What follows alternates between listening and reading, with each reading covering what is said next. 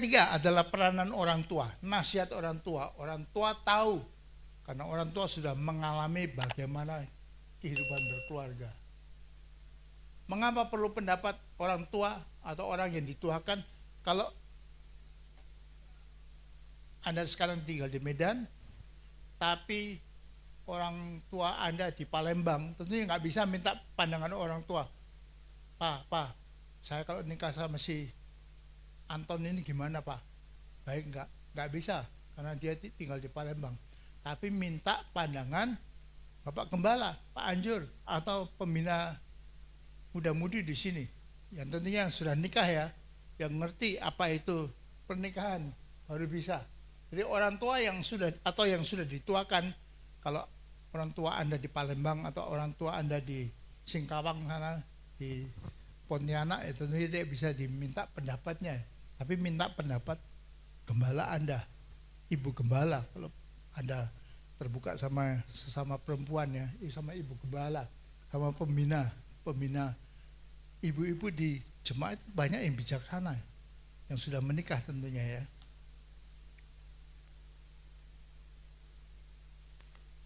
Anda yang sedang jatuh cinta itu pakai kacamata dadu, kacamatanya merah muda. Kalau saya pakai kacamata merah muda gimana? Ini putih kelihatan merah muda, semuanya kelihatan merah muda, indah semua ya, kelihatan indah. Dari dia itu kelihatan indah semua, karena kita pakai kacamata merah muda. Tapi kacamata dadu tidak selalu dipakai. Nanti tambah lama tambah bening, tambah lama tambah bening, tambah lama tambah kelihatan joroknya dia ya, galaknya dia ya, cerewetnya dia ya, kerasnya dia ya. Kok main, saya nggak pernah, papa mama saya nggak pernah tempeleng saya, suami saya kok pernah tempeleng saya.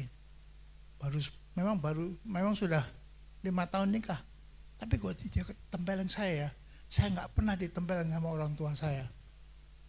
Apalagi nanti tambah lama, bukan saya tempeleng, tendangin, tonjok. Ada anggota jemaat yang saya kenal di Jakarta, suaminya kalau marah itu naik mobil gitu, istrinya mau buka pagar gitu, waktu mau buka pagar ditabrak, badannya istrinya itu tabrak ke pagar, sampai pencet ke pagar gitu badannya istri. Mengerikan sekali. Mestinya suami seperti ini masuk penjara ya. Memang kalau dilaporkan bakal bisa masuk penjara itu, karena KDRT-nya itu kekerasan ya. Tapi kalau waktu pacaran nggak kelihatan itu, karena kacamata Anda dadu, semuanya kelihatan indah. Orang lain mengatakan jemaat sudah geleng-geleng kepala, buat apa ya si Monik kok pacaran sama si, kasih nama acak aja, kok pacaran sama si Jojon itu, ngapain ngelihat apanya, apa nggak tahu bahwa si Jojon itu jelek sekali tabiatnya. Orang segereja sudah geleng-geleng kepala, karena orang gereja yang sudah dewasa, yang sudah mengerti pernikahan, geleng-geleng kepala. Ini si Jojon calon suami yang parah ini. Tapi si Moniknya karena kacamatanya dadu gitu kelihatan indah, si Jojonnya kelihatan indah terus. Hati-hati ya, dengarkan orang tua atau orang yang sudah dituakan, yang sudah ngerti pernikahan ya. Jadi karena kita pakai kacamata dadu itu ada distorsi dalam persepsi. Persepsi kita nggak sebenarnya. Kalau saya pakai kacamata bening ya putih ya kelihatan putih, biru ya kelihatan biru, merah ya kelihatan merah, kuning ya kelihatan kuning, karena kacamata saya bening. Tapi kalau kacamata saya dadu, semuanya kelihatan indah, merah semua ya. Jadi makanya perlu pandangan orang yang lebih dewasa sebelum menentukan pilihan teman hidup ini.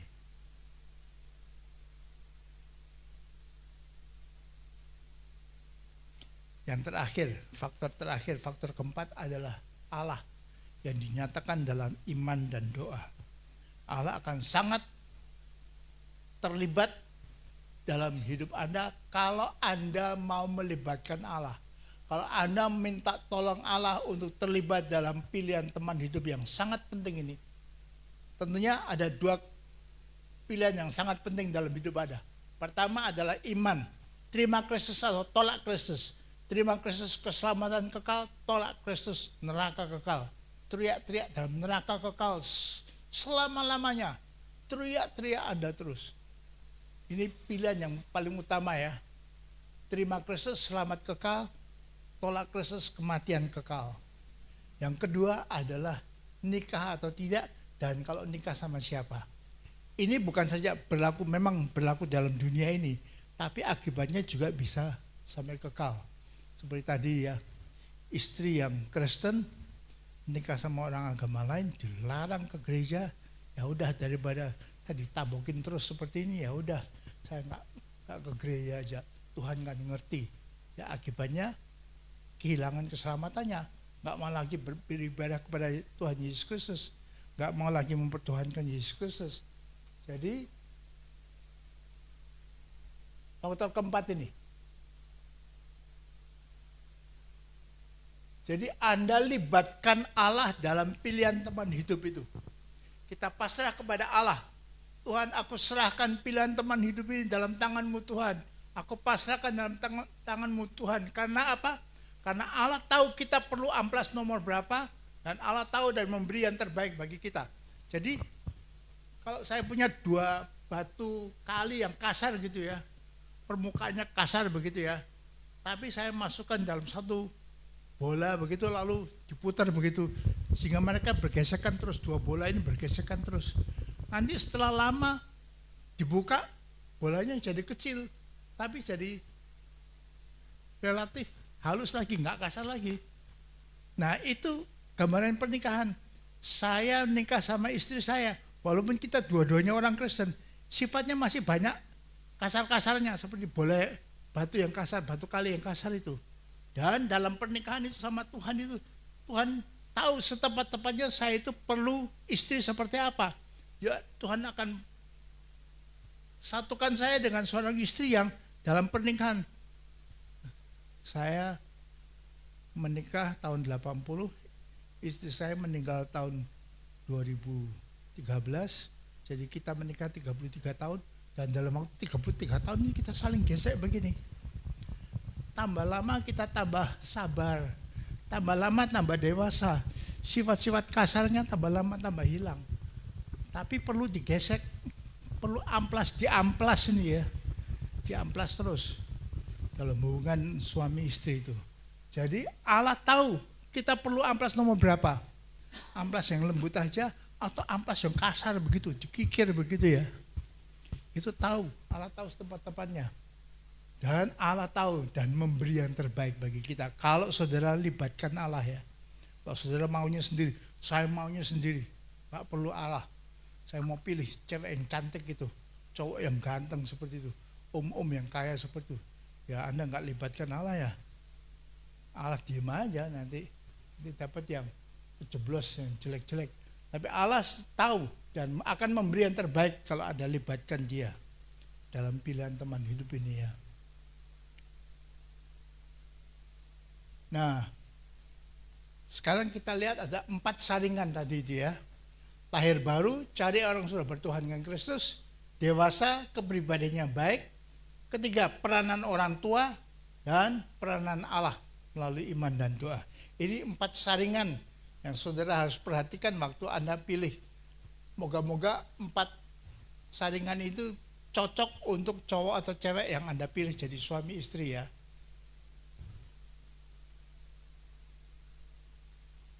Nah ini Kejadian 24 ini, Abraham cari menantu buat Ishak anaknya. Abraham kan sudah tua, anaknya sudah siap untuk menikah. Tapi di antara orang Kanaan dia nggak mau. Ini orang Kanaan penyembah berhala itu. Dia panggil Eliezer, hambanya yang paling tua, yang paling bijaksana. Oke, kamu pulang ke kampung halaman saya, cari di antara orang-orang di sana yang menyembah Allah, cari istri bagi anak saya, bagi Ishak. Dan supaya dia melakukan tugas yang sebaik-baiknya, disuruh sumpah sama Abraham. Sumpah itu waktu itu tangannya harus diletakkan di bawah pahanya Abraham, suruh sumpah. Ya, saya sumpah, saya akan cari yang istri yang paling baik buat Ishak. Nah, dalam perjalanan si Eliezer berdoa terus sama Tuhan. Tuhan, gimana Tuhan carinya? Istri yang paling baik bagi Ishak itu gimana Tuhan? Bukan saja cantik, tapi karakternya juga, imannya juga, tempatnya Tuhan dalam hidupnya itu juga penting Tuhan. Gimana? Beritahu aku Tuhan, beritahu aku Tuhan. Buka jalan. Dan dia sampai di tempat asalnya Abraham. Di situ ada sumur, cewek-cewek lagi ngambil air untuk minum. Tiba-tiba dia tanya, ini seorang cewek yang cakep namanya Ribka, minta air dong. Langsung, silakan, suruh minum, sudah puas. Ini kalau onta berjalan di padang pasir, tambah lama punuknya kan isinya air, tambah lama punuknya jadi kempes, airnya habis dipakai oleh untanya itu. Jadi silakan, bawa unta-unta, di situ ada tempat air, diisi sama Ribkah itu, diisi sama air banyak sampai unta-untanya minum puas, punuknya berkembang lagi. Nah, ini tandanya apa? Wah, karakternya hebat ini. Karakternya hebat ini si Ribkah ini. Giat, tidak kenal sama saya. Bukan saja saya dikasih minum, seluruh unta saya semua disediain air minum. Ternyata beriman kepada Tuhan yang sama dengan Abraham. Anaknya masih ada anggota keluarga ya, dengan keluarga jauh ya, dengan Abraham ya. Wah, asik ini. Datangin keluarganya dan memenuhi syarat-syarat ini. Bertuhankan yang sama, walaupun dulu belum dikenal lahir baru ya. Dewasa, karakternya hebat, diperkenan oleh orang tua. Si Eliezer yang sudah tua itu tahu ini calon istri yang baik, dan orang tuanya memberi rekomendasi untuk anaknya, dan Tuhan memberi kebijaksanaan kepada Eliezer untuk ambil si Ribkah ini. Jadi ini 4 saringan yang harus saudara perhatikan ya kalau saudara pilih teman hidup. Nah, saudara gambarkan ada 4 saringan. Saringan pertama itu lubangnya paling gede. Pokoknya mungkin sini semua sudah lahir baru ya. Moga-moga semua sudah lahir baru. Jangan ada yang masih menolak Kristus sebagai Tuhan dan Juru Selamat ya. Semua sudah bertuhan dengan Kristus. Jadi kalau saya datang ke sini, misalkan ini ya kasih angka 100 ya. Ada 100 kaum muda di sini, 50 cowok, 50 cewek. Saya baru masuk di sini, saya kenal 50 cewek. Tapi saya belum kenal sungguh-sungguh sama mereka. Tapi 50 cewek itu bisa jadi calon pasangan. Jadi lubang pertama itu syarat lahir baru sudah dipenuhi semuanya.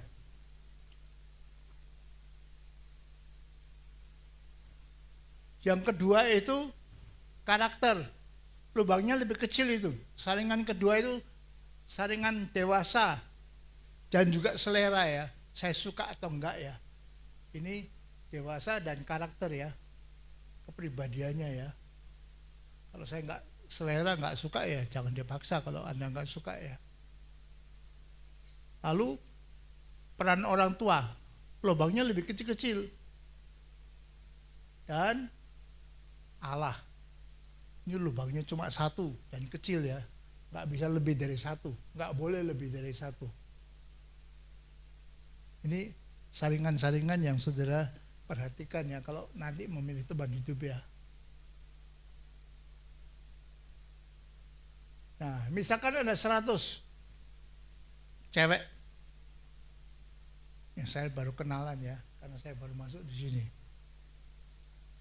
Semua bisa masuk lubang lahir baru itu karena sudah memenuhi syarat lahir baru.